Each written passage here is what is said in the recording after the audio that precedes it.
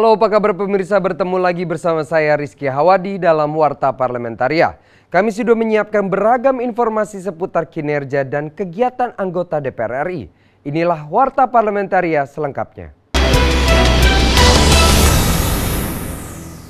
Anggota DPR RI berkomitmen dan optimis tahun 2018 yang disebut-sebut tahun politik tidak akan mempengaruhi kinerja DPR RI dalam mencapai target kerja di setiap masa persidangan, baik bidang legislasi, pengawasan, dan anggaran. Anggota DPR RI berkomitmen dan optimis tahun 2018 yang disebut-sebut tahun politik tidak akan mempengaruhi kinerja DPR RI dalam mencapai target kerja di setiap masa persidangan, baik bidang legislasi, pengawasan, dan anggaran. Ditemui usai rapat paripurna pembukaan masa sidang ketiga tahun sidang 2017-2018 di Gedung Nusantara II DPR RI Jakarta, anggota Komisi 1 DPR RI Roy Suryo mengatakan, memasuki tahun politik 2018, DPR RI berkomitmen menyelesaikan pembahasan sejumlah RUU karena banyak rancangan undang-undang yang sudah masuk tahap sinkronisasi maupun harmonisasi.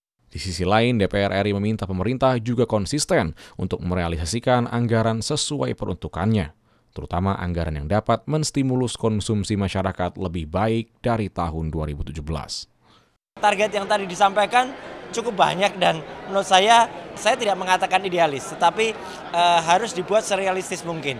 Jadi jangan sampai harapan masyarakat yang tadi semua ikut mendengarkan pidato pembukaan masa sidang ini, kemudian mengacu pada target itu saja tanpa melihat kondisi faktual yang terjadi. Anggota Komisi 7 DPR RI Andi Yuliani Paris mengatakan selain membahas dan menyelesaikan sejumlah rancangan undang-undang pada masa sidang ini, masing-masing alat kelengkapan DPR RI akan melakukan banyak kegiatan dalam fungsi pengawasan. Tugas dan fungsi anggota DPR RI akan terlaksana dengan baik karena dukungan berbagai pihak seperti Badan Keahlian DPR RI. Kita harus di-backup juga oleh badan-badan yang ada di DPR, misalnya badan kajian untuk membackup data sehingga fungsi pengawasan itu lebih efektif. Jadi rapat-rapat itu bisa efisien tapi menghasilkan fungsi pengawasan yang bisa menghasilkan data yang bisa ditindaklanjuti. Sanika dan Teguh, TVR Parlemen melaporkan. Komisi 4 DPR RI meminta pemerintah melakukan evaluasi terhadap peraturan Menteri KP tahun 2016 mengenai pelarangan alat tangkap ikan cantrang yang tidak ramah lingkungan berdasarkan penerapan larangan penggunaan cantrang di tahun 2017. Komisi 4 DPR RI meminta pemerintah melakukan evaluasi terhadap peraturan Menteri KP tahun 2016 mengenai pelarangan alat tangkap ikan cantrang yang tidak ramah lingkungan berdasarkan penerapan larangan penggunaan cantrang di tahun 2017. Anggota Komisi 4 DPR RI Ibnu Multazam meminta pemerintah melakukan evaluasi terhadap moratorium penggunaan cantrang di tahun 2017 sebelum diterapkan di 2018. Selain itu, Ibnu Multazam juga meminta pemerintah memberi bantuan alat pengganti cantrang untuk para nelayan sebelum pemerintah benar-benar menerapkan permen terkait pelarangan penggunaan cantrang. Ini nanti kita persidangan ini moga-moga kita bisa mengevaluasi tentang moratorium pelarangan cantrang itu. Mestinya 2018 ini sudah selesai bantuan-bantuan alat tangkap yang untuk ganti nelayan yang cantrangnya dilarang untuk melakukan penangkapan.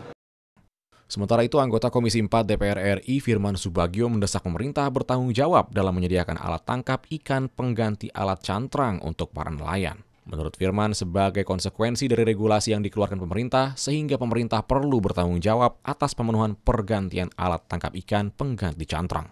Ya kalau memang pemerintah itu sudah bikin regulasi bahwa cantrang itu dilarang, alternatifnya untuk menggantikan alat ini apa?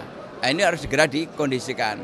Nah, kemudian kalau alat itu harus dibeli, karena nelayan juga mungkin keterbatasan daripada pemilik modal, itu harus ada jalan keluarnya, harus ada solusinya. Panji Denus, TVR Parlemen, melaporkan. Terkait sengketa tanah yang meliputi 4 kelurahan di Kota Padang, Komisi 3 DPR RI menilai adanya kesalahan keputusan yang dikeluarkan oleh Pengadilan Kelas 1 Kota Padang. Komisi 3 berkomitmen membantu masyarakat untuk menyelesaikan permasalahan ini, serta meminta aparat penegak hukum tidak bertindak secara sepihak.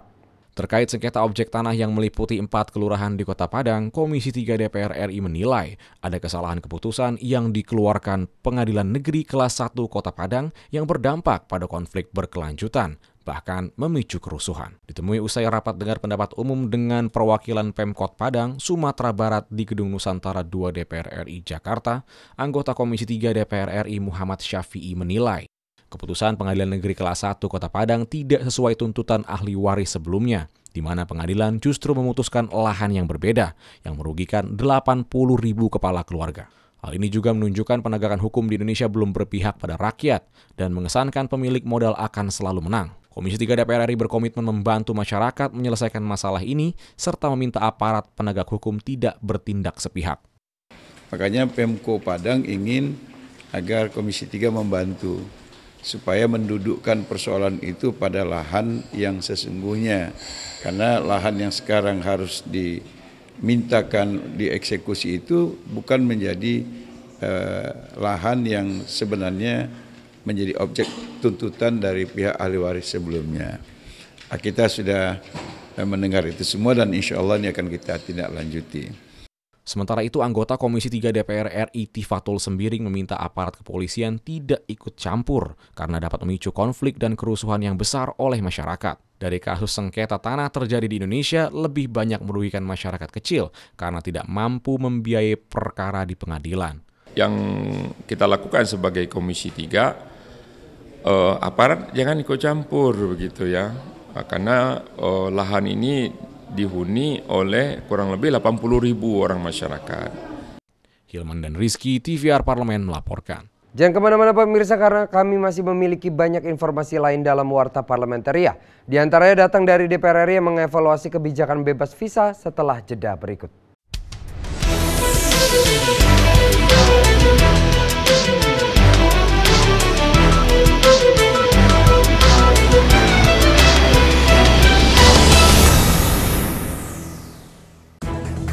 Aksi teror melintasi batas-batas negara mengancam keselamatan bangsa. Negara harus segera menetapkan penanganan batas tindak pidana terorisme tanpa mengesampingkan demokrasi dan hak asasi manusia. DPR RI dan pemerintah saat ini sedang membahas rancangan undang-undang tentang tindak pidana terorisme untuk keamanan dan kenyamanan rakyat Indonesia. Tugas dan fungsi DPR sangat penting bagi negeri ini sebagai pengemban amanat rakyat. Namun tidak banyak yang tahu apa saja fungsi dan tugas DPR. DPR mempunyai 3 fungsi pokok, yaitu legislasi, anggaran, dan pengawasan. Ketiga fungsi tersebut harus dilaksanakan dalam kerangka representasi yang mengedepankan kepentingan rakyat berdasarkan aspirasi masyarakat dan juga untuk mendukung diplomasi, upaya pemerintah dalam melaksanakan politik luar negeri sesuai dengan ketentuan peraturan perundang-undangan. Dari fungsi legislasi, DPR mempunyai tugas dan wewenang menyusun program legislasi nasional Prolegnas bersama dengan pemerintah, menyusun dan membahas rancangan undang-undang, menerima rancangan undang-undang yang diajukan oleh DPD, membahas rancangan undang-undang yang diusulkan oleh Presiden ataupun DPD, menetapkan undang-undang bersama dengan Presiden, menyetujui atau tidak menyetujui peraturan pemerintah pengganti undang-undang yang diajukan Presiden untuk ditetapkan menjadi undang-undang. Sementara fungsi anggaran, membahas dan memberikan persetujuan atau tidak memberikan persetujuan terhadap rancangan undang-undang tentang APBN yang diajukan Presiden, memperhatikan pertimbangan DPD atas rancangan undang-undang tentang APBN dan rancangan undang-undang terkait pajak, pendidikan, dan agama, menindaklanjuti hasil pemeriksaan atas pengelolaan dan tanggung jawab keuangan negara yang disampaikan oleh BPK, memberikan persetujuan terhadap pemindah tanganan aset negara maupun terhadap perjanjian yang berdampak luas bagi kehidupan rakyat yang terkait dengan beban keuangan negara. Dan fungsi pengawasan, melakukan pengawasan terhadap pelaksanaan undang-undang, APBN, dan kebijakan pemerintah, membahas dan menindaklanjuti hasil pengawasan yang disampaikan oleh DPD terkait pelaksanaan undang-undang mengenai otonomi daerah, pembentukan, pemekaran dan penggabungan daerah, pengelolaan sumber daya alam dan sumber daya ekonomi lainnya, pelaksanaan APBN, pajak, pendidikan, dan agama. Selain tugas dan wewenang yang berkaitan dengan 3 fungsi pokok, DPR juga mempunyai tugas dan wewenang lain seperti: pertama, menyerap, menghimpun, menampung, dan menindaklanjuti aspirasi rakyat. Kedua, memberikan persetujuan kepada Presiden untuk menyatakan perang ataupun membuat perdamaian dengan negara lain. Mengangkat dan memberhentikan anggota Komisi Yudisial. Ketiga, memberikan pertimbangan kepada Presiden dalam hal pemberian amnesti dan abolisi, mengangkat duta besar dan menerima penempatan duta besar negara lain. Keempat, memilih anggota BPK dengan memperhatikan pertimbangan DPD. Kelima, memberikan persetujuan kepada Komisi Yudisial terkait calon Hakim Agung yang akan ditetapkan menjadi Hakim Agung oleh Presiden. Keenam, memilih 3 orang Hakim Konstitusi untuk selanjutnya diajukan ke Presiden. Terima kasih. Video ini dipersembahkan oleh TV dan Radio Parlemen, Biro Pemberitaan Parlemen, Sekretariat Jenderal DPR RI. Dewan Perwakilan Rakyat Republik Indonesia mengecam Komisi 5 dorong Danau Toba menjadi KSPN anggota. Serangkaian peristiwa penting setiap hari di Indonesia kami hadirkan di layar kaca Anda untuk memberikan berita sosial, politik, ekonomi, dan budaya. Kembali bersama kami dalam acara yang selalu memberikan inspirasi maupun wawasan baru setiap harinya ke depan. Panitia Khusus Hak Angket KPK jamin transparansi penyimpangan yang dilakukan KPK dalam proses penindakan kasus korupsi. Bukan hanya sekedar informasi, tetapi menginspirasi bagi kita semua. Pastikan pemirsa jangan kemana-mana, tetap saksikan Suara Parlemen. Kami pilihkan topik-topik terkini dengan menyajikan fakta yang dapat dipercaya. Serta menghadirkan analisa mendalam bersama anggota DPR RI. Hai, apa kabar pemirsa? Jumpa lagi bersama kami dalam Suara Parlemen. Suara Parlemen hadir setiap Senin sampai Jumat pukul 9 dan 15.30 waktu Indonesia Barat hanya di TVR Parlemen.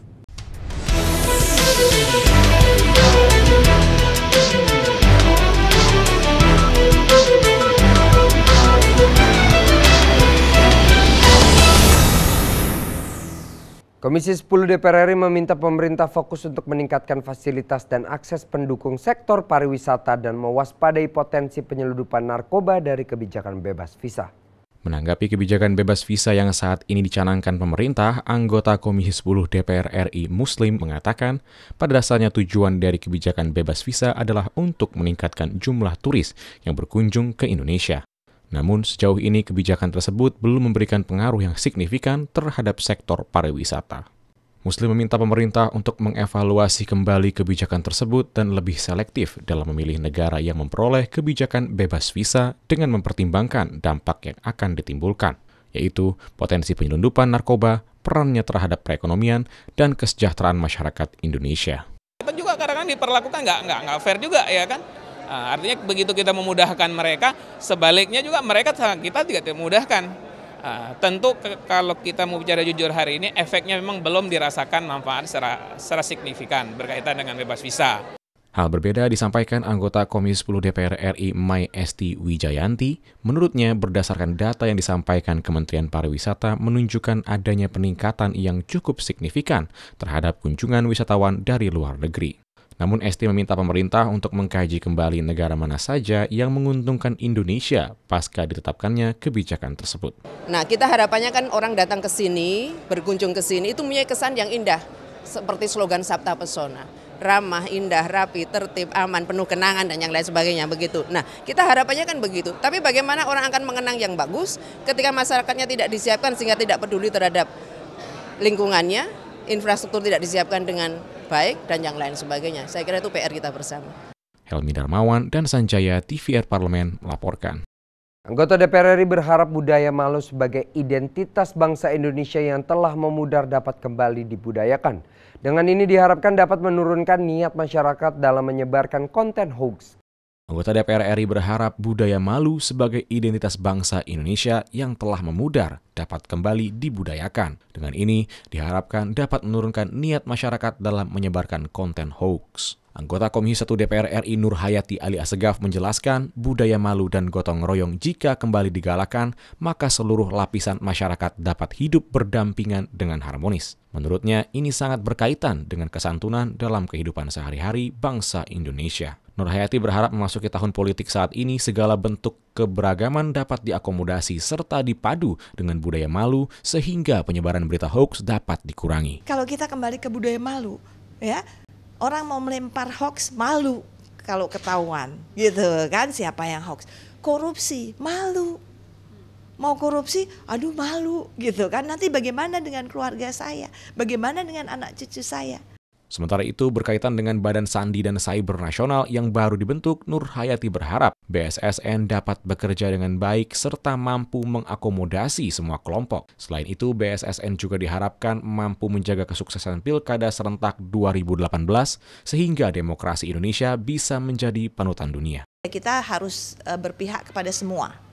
Ya, tidak hanya ada keberpihakan pada satu kelompok atau tidak suka kelompok yang lain. Ini saya tidak ingin terjadi itu. Jadi kita bentuk tidak hanya Sandi lagi, tetapi cyber tidak ada di Kominfo, tapi bekerja sama untuk perbaikan sehingga kalau ada apa-apa itu bisa terdeteksi dini. Nur Fuad dan Kristio, TVR Parlemen melaporkan. Anggota DPR RI meminta pemerintah tidak mengambil kebijakan untuk menaikkan harga BBM di tahun ini agar dapat menjaga inflasi dan mendorong kenaikan daya beli masyarakat. Anggota DPR RI meminta pemerintah tidak mengambil kebijakan untuk menaikkan harga BBM di tahun ini agar dapat menjaga inflasi dan mendorong kenaikan daya beli masyarakat. Ditemui di gedung DPR RI Jakarta, anggota Komisi 7 DPR Hari Purnomo mengingatkan pemerintah untuk mempertimbangkan dengan matang jika ingin menaikkan harga BBM. Mengingat harga minyak dunia selama era pemerintahan Jokowi berada di titik terendah. Kenaikan harga BBM dapat berdampak pada daya beli masyarakat dan kenaikan inflasi. Di sisi lain, Hari meminta pemerintah mengurangi pembangunan infrastruktur yang tidak memiliki dampak ekonomi yang signifikan. Ekonomi susah bagi masyarakat sekarang. Jadi kalau harga BBM dinaikkan, ini tidak bijaksana. Terlebih lagi logika politik ya, kalau sekarang orang banyak mengatakan tahun politik, ya. Saya pikir pemerintah tidak akan gegabah naikkan BBM, harga BBM. Saya pun sangat tidak setuju kalau sampai harga BBM naik. Sementara itu, anggota Komisi 11 DPR RI Johnny G. Plate menilai kenaikan harga BBM dalam negeri tentunya mengikuti fluktuasi harga minyak dunia. Sehingga wajar pemerintah menaikkan harga BBM di tahun ini jika harga minyak dunia naik. Namun pemerintah diharapkan melakukan distribusi BBM secara merata dan tepat sasaran sehingga tidak mengakibatkan inflasi yang tinggi. Indonesia tidak bisa kita bangun negara ini semuanya melalui subsidi. Karena kalau kita bangun melalui subsidi yang karitatif, yang bantuan bentuknya, maka ini akan melemahkan perekonomian kita. Ya, walaupun Undang-Undang Dasar mensyaratkan kelompok masyarakat ini harus diperhatikan. Harus dibantu oleh negara, fakir, miskin, anak lantar dan sebagainya. Itu setuju dan itu harus dilakukan. Rohim, TVR Parlemen, melaporkan. Pemirsa, kami masih memiliki banyak informasi lain dalam Warta Parlementaria. Tetap bersama kami.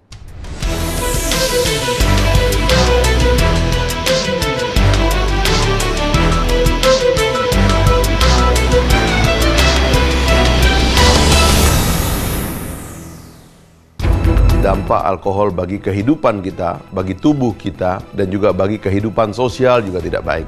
Oleh sebab itu, pemerintah dan DPR sedang merancang undang-undang tentang minuman beralkohol agar dapat dikendalikan untuk tujuan-tujuan yang positif dan baik dan dihindari untuk tujuan-tujuan yang merusak baik secara pribadi maupun dalam kehidupan masyarakat kita. Marilah kita dukung semua supaya kehidupan kita ke depan tambah baik dan tambah tentram. Tugas dan fungsi DPR sangat penting bagi negeri ini sebagai pengemban amanat rakyat. Namun tidak banyak yang tahu apa saja fungsi dan tugas DPR. DPR mempunyai 3 fungsi pokok, yaitu legislasi, anggaran, dan pengawasan. Ketiga fungsi tersebut harus dilaksanakan dalam kerangka representasi yang mengedepankan kepentingan rakyat berdasarkan aspirasi masyarakat dan juga untuk mendukung diplomasi, upaya pemerintah dalam melaksanakan politik luar negeri sesuai dengan ketentuan peraturan perundang-undangan. Dari fungsi legislasi, DPR mempunyai tugas dan wewenang menyusun program legislasi nasional Prolegnas bersama dengan pemerintah, menyusun dan membahas rancangan undang-undang, menerima rancangan undang-undang yang diajukan oleh DPD, membahas rancangan undang-undang yang diusulkan oleh Presiden ataupun DPD, menetapkan undang-undang bersama dengan Presiden, menyetujui atau tidak menyetujui peraturan pemerintah pengganti undang-undang yang diajukan Presiden untuk ditetapkan menjadi undang-undang. Sementara fungsi anggaran, membahas dan memberikan persetujuan atau tidak memberikan persetujuan terhadap rancangan undang-undang tentang APBN yang diajukan Presiden, memperhatikan pertimbangan DPD atas rancangan undang-undang tentang APBN dan rancangan undang-undang terkait pajak, pendidikan, dan agama, menindaklanjuti hasil pemeriksaan atas pengelolaan dan tanggung jawab keuangan negara yang disampaikan oleh BPK, memberikan persetujuan terhadap pemindah tanganan aset negara maupun terhadap perjanjian yang berdampak luas bagi kehidupan rakyat yang terkait dengan beban keuangan negara. Dan fungsi pengawasan, melakukan pengawasan terhadap pelaksanaan undang-undang, APBN, dan kebijakan pemerintah, membahas dan menindaklanjuti hasil pengawasan yang disampaikan oleh DPD terkait pelaksanaan undang-undang mengenai otonomi daerah, pembentukan, pemekaran dan penggabungan daerah, pengelolaan sumber daya alam dan sumber daya ekonomi lainnya, pelaksanaan APBN, pajak, pendidikan, dan agama. Selain tugas dan wewenang yang berkaitan dengan 3 fungsi pokok, DPR juga mempunyai tugas dan wewenang lain seperti: pertama, menyerap, menghimpun, menampung, dan menindaklanjuti aspirasi rakyat. Kedua, memberikan persetujuan kepada Presiden untuk menyatakan perang ataupun membuat perdamaian dengan negara lain. Mengangkat dan memberhentikan anggota Komisi Yudisial. Ketiga, memberikan pertimbangan kepada Presiden dalam hal pemberian amnesti dan abolisi, mengangkat duta besar dan menerima penempatan duta besar negara lain. Keempat, memilih anggota BPK dengan memperhatikan pertimbangan DPD. Kelima, memberikan persetujuan kepada Komisi Yudisial terkait calon Hakim Agung yang akan ditetapkan menjadi Hakim Agung oleh Presiden. Keenam, memilih 3 orang Hakim Konstitusi untuk selanjutnya diajukan ke Presiden. Terima kasih, video ini dipersembahkan oleh TV dan Radio Parlemen, Biro Pemberitaan Parlemen, Sekretariat Jenderal DPR RI. Dewan Perwakilan Rakyat Republik Indonesia mengecam Komisi 5 dorong Danau Toba menjadi KSPN anggota. Serangkaian peristiwa penting setiap hari di Indonesia kami hadirkan di layar kaca Anda untuk memberikan berita sosial, politik, ekonomi, dan budaya. Kembali bersama kami dalam acara yang selalu memberikan inspirasi maupun wawasan baru setiap harinya ke depan. Panitia Khusus Hak Angket KPK jamin transparansi penyimpangan yang dilakukan KPK dalam proses penindakan kasus korupsi. Bukan hanya sekedar informasi, tetapi menginspirasi bagi kita semua. Pastikan pemirsa jangan kemana-mana, tetap saksikan Suara Parlemen. Kami pilihkan topik-topik terkini dengan menyajikan fakta yang dapat dipercaya. Serta menghadirkan analisa mendalam bersama anggota DPR RI. Hai, apa kabar pemirsa? Jumpa lagi bersama kami dalam Suara Parlemen. Suara Parlemen hadir setiap Senin sampai Jumat pukul 9 dan 15.30 waktu Indonesia Barat hanya di TVR Parlemen.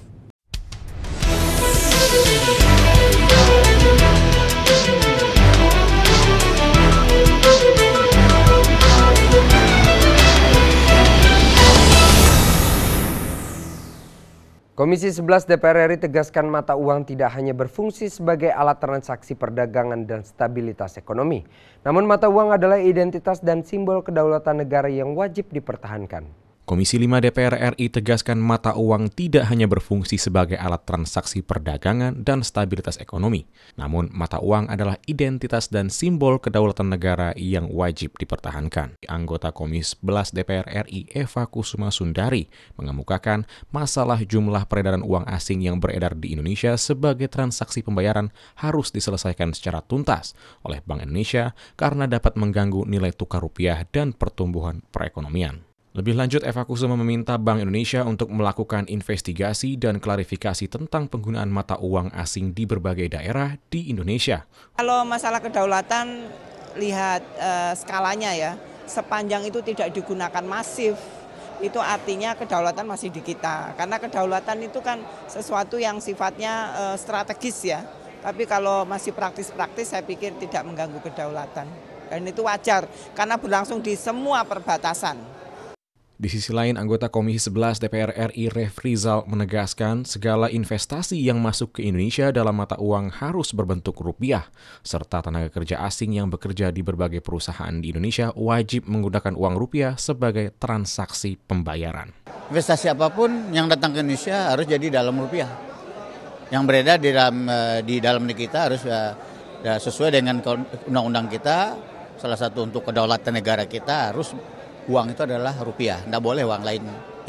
Dia datang bawa yuan, yang ada masalah. Nanti tukar di money changer jadi rupiah. Tapi jangan jadi beredar uangnya di masyarakat. Gitu. Ajib dan Heri, TVR Parlemen, melaporkan. Komisi 8 DPR RI mendorong penambahan durasi pendidikan agama kepada anak-anak, baik di sekolah maupun di rumah, untuk membentengi generasi muda, menyusul semakin maraknya perilaku pedofilia dan penyimpangan seksual lainnya. Komisi 8 DPR RI mendorong penambahan durasi pendidikan agama kepada anak-anak, baik di sekolah maupun di rumah, untuk membentengi generasi muda menyusul semakin maraknya perilaku pedofilia dan penyimpangan seksual lainnya. Ditemui usai rapat paripurna pembukaan masa sidang 3 tahun sidang 2017 hingga 2018, anggota Komisi 8 DPR RI, Endang Maria Astuti mengatakan, mudahnya penularan perilaku pedofilia dan penyimpangan seksual lainnya disebabkan kurangnya pendidikan agama kepada masyarakat. Pendidikan agama bukan secara hafalan dan bacaan, melainkan juga mencakup didikan terhadap manusia untuk hidup sesuai nilai dan norma yang berlaku di masyarakat. Itu pun juga harus ada kreativitas dari para guru, dari para dai, bahwa agama itu tidak sekedar bagaimana orang mendengarkan senang, tetapi bagaimana agama itu bisa dipahami dengan baik. Ketua Komisi 8 DPR RI, Ali Taher Parasong mengingatkan, orang tua harus jeli dalam memilih guru mengaji untuk anak-anak. Mengingat tidak sedikit kasus pedofilia dilakukan guru mengaji kepada santrinya. Ali Taher mendesak para pelaku pedofil dihukum seberat-beratnya, bahkan diberi hukuman tambahan. Jangan terkecoh dengan simbol-simbol keagamaan, tetapi yang masuk dalam wilayah substansi. Guru ngaji kan juga manusia. Nah, oleh karena itu, pilihlah guru ngaji yang memiliki integritas, memiliki akhlak yang bagus, yang berkarakter, sekaligus juga menjadi pengayom. Nur Fuad dan Rizky, TVR Parlemen melaporkan. BKSAP DPR RI mendukung pelaksanaan program pelatihan gender mainstreaming yang akan menjadi salah satu agenda AIPA di tahun 2018 sebagai bentuk optimalisasi pemberdayaan perempuan dan upaya menghapuskan segala jenis diskriminasi maupun ketidakadilan gender. BKSAP DPR RI mendukung pelaksanaan program pelatihan gender mainstreaming atau pengarusutamaan gender sebagai bentuk optimalisasi pemberdayaan perempuan dan upaya menghapuskan segala jenis diskriminasi maupun ketidakadilan gender. Usai pertemuan dengan Sekretaris Jenderal AIPA di Gedung Nusantara 3 DPR RI Senayan, Jakarta, Ketua BKSAP DPR RI Nur Hayati Ali Assegaf mengatakan pengarusutamaan gender merupakan sebuah strategi untuk meningkatkan kontribusi perempuan dalam pembangunan di ASEAN. Maka partisipasi perempuan dalam pembelajaran dan kepemimpinan akan semakin meningkat. Selain itu, paham tersebut juga dapat diimplementasikan ke dalam seluruh sistem dan struktur kelembagaan maupun pengambilan kebijakan. Mengundang bekerja sama dengan GIZ untuk mengundang women parliamentarian dari ASEAN untuk kemudian mendapatkan capacity building atau special training, di mana setiap MPs akan diminta untuk membicarakan apa yang sudah dilakukan untuk women empowerment. Menurut Nur Hayati, pengarusutamaan gender sangat penting untuk meningkatkan partisipasi perempuan dalam politik. Karena representasi perempuan dalam politik masih jauh dari harapan, prinsip pengarusutamaan gender dapat menjadi paham yang mewarnai setiap kebijakan di seluruh negara-negara ASEAN. Jadi kita juga mendorong supaya negara-negara di ASEAN bisa lebih meningkatkan keterwakilan perempuan di segala bidang. Tidak hanya di parlemen, tapi juga di eksekutif maupun di yudikatif. Naomi dan Sanjaya, TVR Parlemen melaporkan.